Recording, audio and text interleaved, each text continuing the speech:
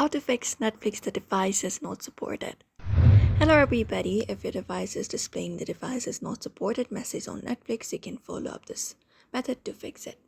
First thing is you can try updating Netflix app. So head over to Play Store. On your Android device, go to the search, find the Netflix app, and then check for updates. Right now I have an update. So if you find this update option on your screen, you can simply tap on update and install it. After that, you can close it up once it is installed and long press on your power button. And then you can restart, turn your device completely off and then back on. And that should also often help you.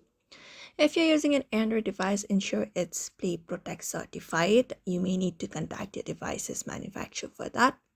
And that is it. Apart from that, make sure your device meets the minimum requirement for your Netflix application to be completely loading and the stream content you're trying to watch is available in your region. Apart from that, head over to settings and then go over to connections and ensure that you have a stable and a reliable internet connection. That should also help you fix it.